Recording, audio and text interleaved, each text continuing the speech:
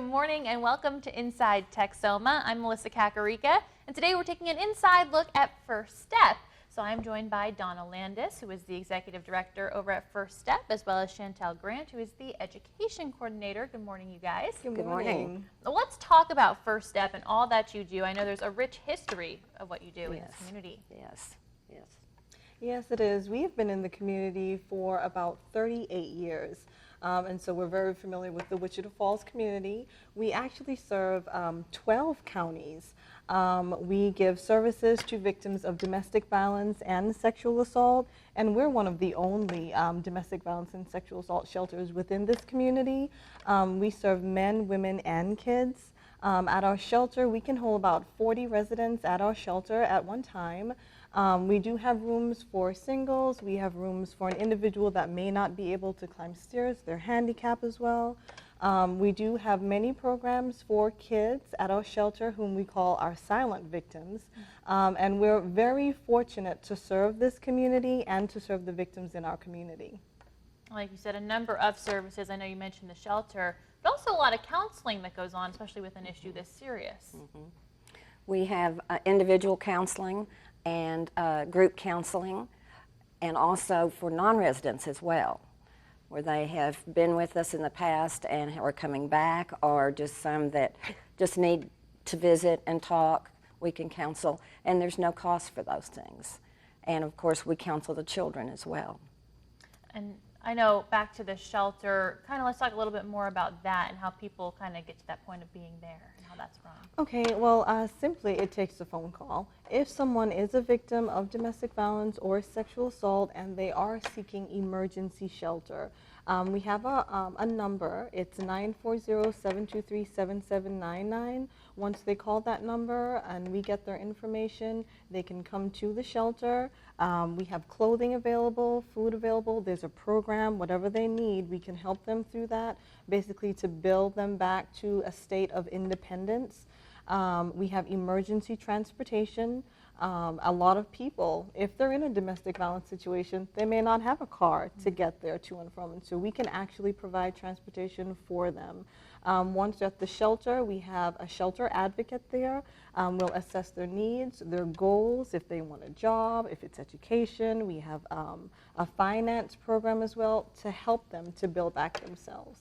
And I imagine all these things kind of confidential as well, because safety is an issue with this type of violence as well, right? Definitely, definitely.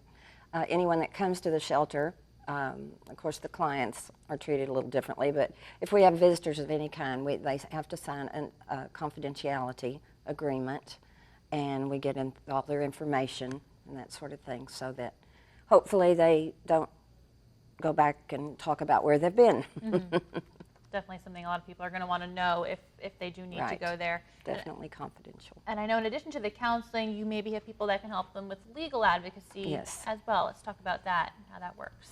We have a legal advocate, and once, whether you're a resident client or non-resident, we help with protective orders. We can accompany them to court if they need that. If they need a Spanish translator to get through all of the paperwork, we can provide that as well. If they need a referral service, then of course, because we have that legal advocate, we do have the right contacts so that they can make the correct contacts that they need to move forward in that area. And you definitely have some resources for children as well. You mentioned maybe if there's mothers who need to kind of escape a situation with children, correct? Absolutely. We work very well within the community, and there are certain agencies that we work with in terms of even if they have to go to their homes. Let's say that they do get housing once they stay with First Step. We do have agencies that can continue with them. And so we try not to make the service just at First Step, but we help the clients outside as well. And so I always think that there's one agency that you need to connect to so that you can make the branch off agencies connection, because it's very hard for a victim to think of all of these different resources. And so I always say, get in contact with an agency, whether it's First Step, so you can have the resources that you need. Yeah, it makes it so much more encouraging for them, absolutely. I'm imagining too, to know that they don't have to take that burden of finding everything themselves. Absolutely, absolutely. And also that if they do call the hotline, It's not an obligation to come to First Step. You're not obligated to come to the shelter. It's simply a place of resource that you can use to get help. Just to get advice, what should I do? Absolutely. Yes. Well, I know also in addition to all that, there's a store, is that correct? Yes, we have a thrift store at 911 Indiana. That's next door to the Wichita Theater. And it's a beautiful store. We take clothing. Furniture is something we definitely always need. Kitchen and pots and pans. When our clients are ready to go out on their own, we try to provide them with as much household goods as we can, even as up to furniture if we get to that point, if we have it available. But pots and pans and things for their kitchen so that they can get set up in their home again. And we're there. The donations are taken from 10 to 4 Wednesday, Thursday, Friday, and Saturday. Forget my days. And the store itself is open on Thursday, Friday, and Saturday as well from 10 to 5. And like I say, we have a beautiful array of all kinds of clothing. It's very, very nice and very, very clean. We're very proud of our store. I'm sure you are. Great resources for everyone who's been affected by domestic violence. And of course, the proceeds from those sales all go back to First Step and helping us continue our service with our shelter. Well, ladies, we have a lot more to talk about this morning, including delving deeper into this issue, maybe how you can help somebody that might need it. We're going to talk about that when we return after this break.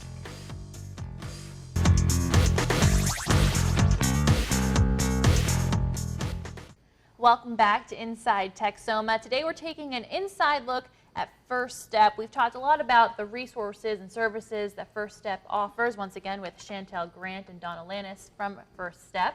Let's talk a little bit more about the issue here. Just how much of an issue is sexual assault, domestic violence in our Texoma community? Well, when we look at sexual assault, it's one of the most underreported crimes, a lot because a lot of the victims assume responsibility on themselves, and so they don't want to report it. And domestic violence is a crime that takes place behind closed doors. And so the numbers may be greater than we may even assume when it comes to domestic violence and sexual assault.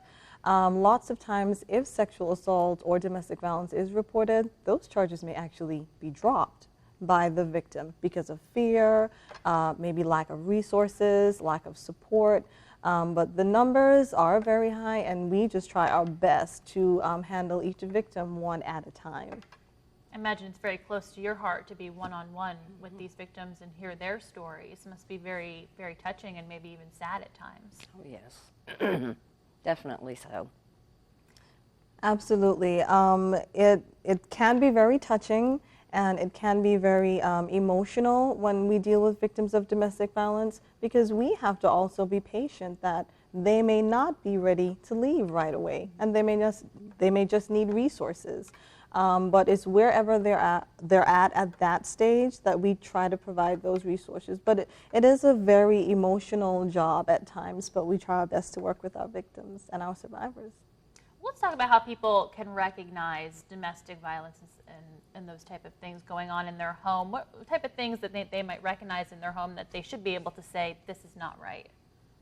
Well, it's as simple as this. No one has the right to hit anyone. No one has the right to make anyone feel afraid or live in fear. In any relationship, if someone can say, I am afraid to do this because of the result that's going to happen, that's not healthy. We think that arguments, they do happen from time to time in every relationship. However, if in a relationship, in an argument, an individual is always put down, you're made to feel less than, that's not normal. And it's not normal to have this in an ongoing situation where a lifestyle, a job, emotional or mental, these aspects are affected. That's not normal. And also, I do want to say, a lot of people may tend to think that domestic violence is about physical abuse, which is not. It's not only about physical abuse. It could be financial abuse, that's withholding money. It could be emotional, it could be spiritual, it could be sexual. But signs in the home just could be simply fear. If you're afraid to do something because of a result, what's going to happen if you don't do something, that can be considered as domestic violence. Now, you mentioned this does happen behind closed doors most of the time. So for friends, loved ones, family members, if you suspect something maybe is going on, what are maybe signs that you might see from the outside that could kind of help you help that person? One of the signs could be as simple as an on and off again relationship. Being together, breaking up, being together. That's what we call the cycle of violence. That's not healthy. It's a very unhealthy relationship.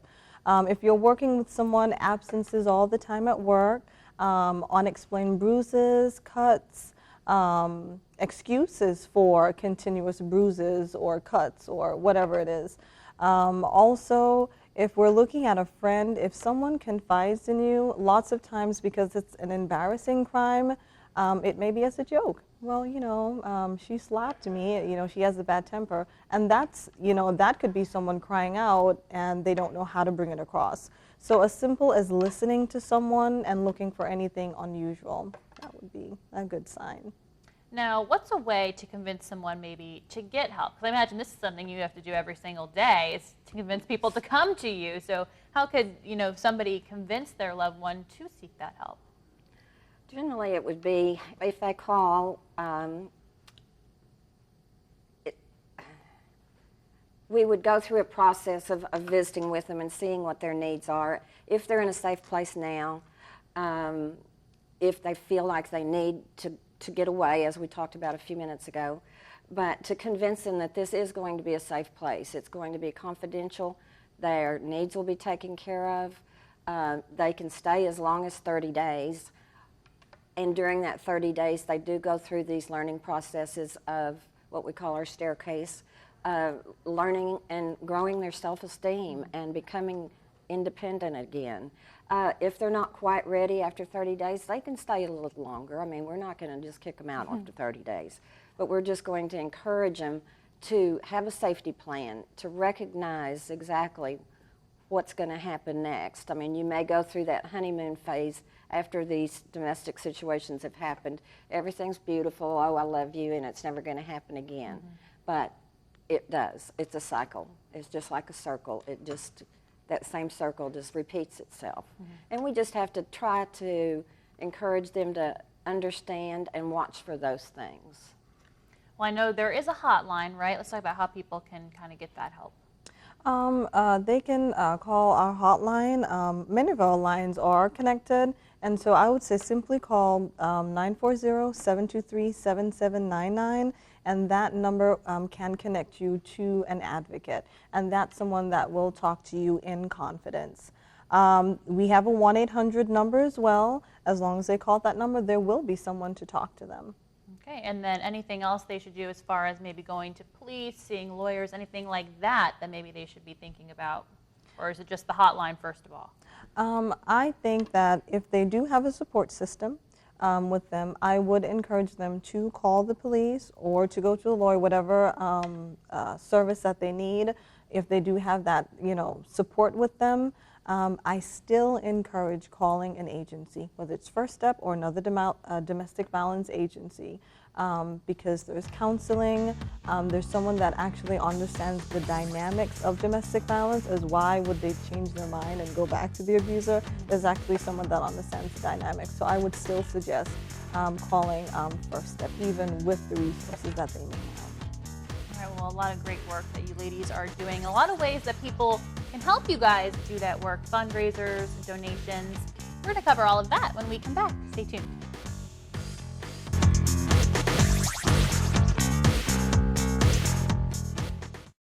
Welcome back to Inside Texoma on this Sunday. Once again, I'm Melissa Kakarika, joined by Donna Landis and Chantel Grant from First Step. We've talked a whole lot about domestic violence, sexual assault, and all the services First Step provides, but there's a lot the community can do for you, namely in the way of course, donating. Let's talk about some of the donations maybe that you guys need over there.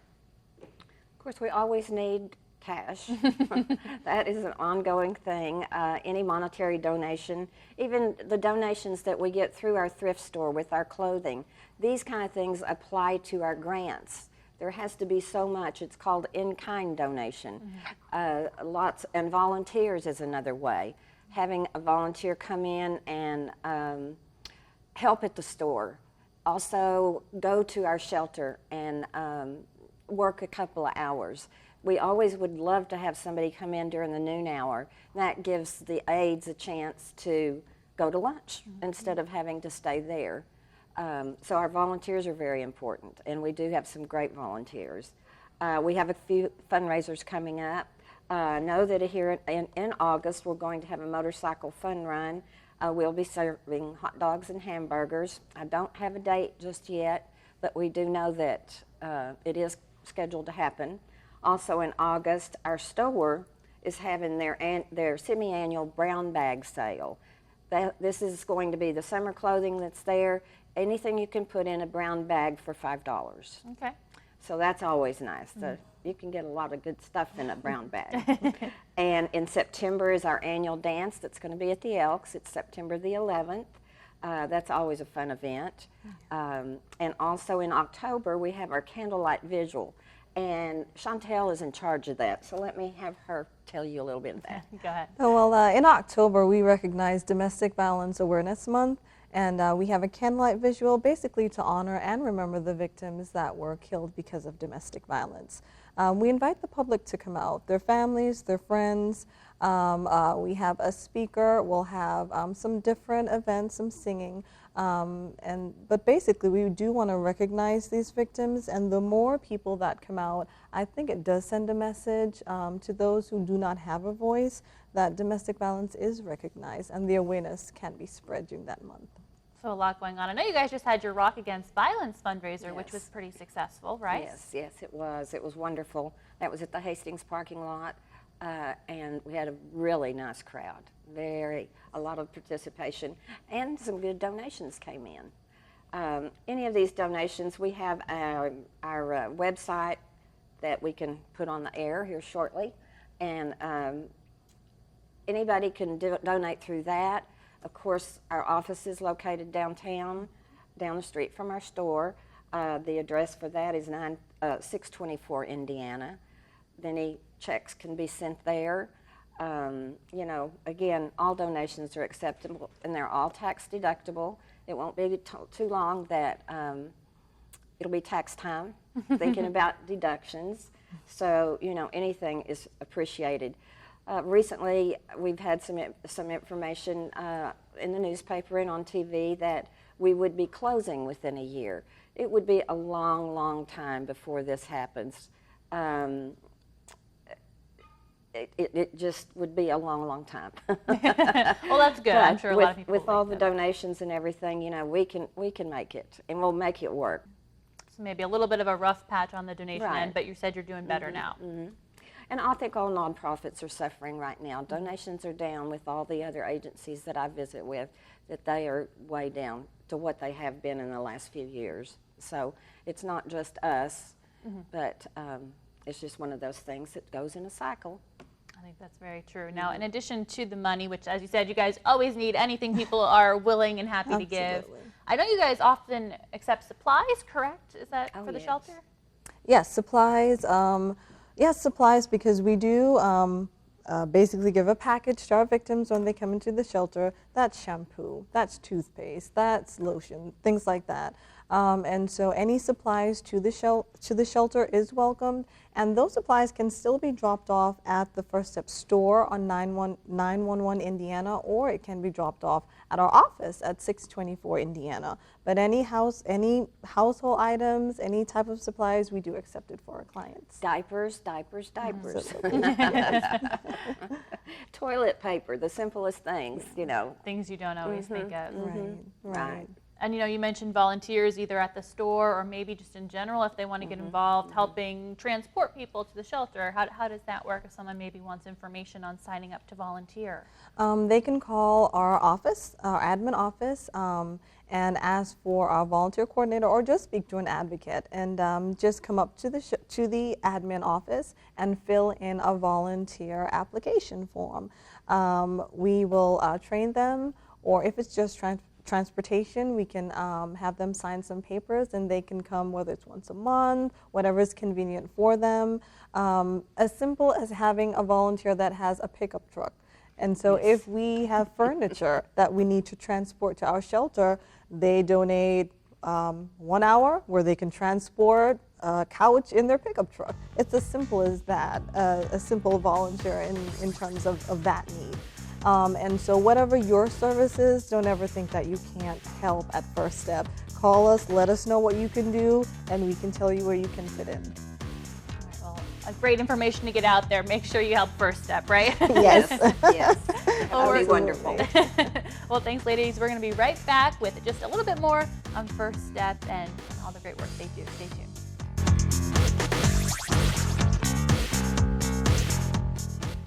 Welcome back to Inside Texoma. We've been talking about First Step with Chantel Grant and Donna Landis. Covered a lot of information today, including how people can kind of reach out to you guys and help you guys. I know you guys have a lot of ways to contact people as well, web and Facebook. Let's talk about that. They can simply go to our First Step webpage, which is firststep.org, and we have a lot of our events posted on that page, or they can simply look at our First Step Facebook, which is First Step Inc. Just simply look it up. It talks not only about our events, but also encouraging messages, ways they can get involved, and so that's a pretty good page to go to as well. Yeah, I see the Love Doesn't Hurt There cover photo. That seems like a really great message there. And I know you guys are also looking for volunteers. We talked about this a little bit in the last segment. Spanish-speaking volunteers. Talk about that. Absolutely. It's very important in our community. Almost every single program that we do at First Step, there can be an interpreter or Spanish interpreter needed. We have classes that we actually work with the district attorney's office, as well with CPS that we provide for our clients, and it would be great to have an interpreter there. Even at our shelter, if someone calls and they need emergency help, a Spanish-speaking interpreter is needed there. And so any area I think that we can think about, it's needed. As well as children's programs, right? People who Yes. love to work with kids. Yes, Absolutely. we do that every week. While the ladies and gentlemen could be in their group program, we have a group program for the children so that they have an activity to go to while their moms or dad is in the group counseling. So it's always good to have a volunteer there. We do have practicum students from Midwestern and their intern, those that are in sociology or the psychology program, social work program. So we have a lot of help through Midwestern, and of course there's a lot of other places similar to that that might be interested as well. Yeah, so to get information on that or in First Step in general, it's Facebook, website. Just call the office and maybe ask a question, right? Absolutely. Just call us up and we'll be more than happy to give you information. Well, this is a very serious topic. Obviously, we talked a lot about it. If you kind of had to sum it up, maybe, we talked about the inspiring messages on the Facebook page. What are some of the messages overall that you want to get out there about domestic violence and sexual assault? Misconceptions, messages you just think people need to hear? It takes a lot to get out of that situation. Generally, happens about 5 times before you get to the point of saying that's it. I mean, you go back, you think this is going to be it, and then you go back, and that cycle continues. So don't think because you've gone back that you're any less of a person, because you're not. I mean, this can happen to anybody. You'd be surprised. 1 out of 4 women, and that's not very many, there's 3 of us sitting here, are a victim of some form of domestic abuse. So that would be what I would say is just don't be afraid to ask for help. It's out there for you, and we'll do anything we can to help. What about you, Chantel? Anything you'd like to add?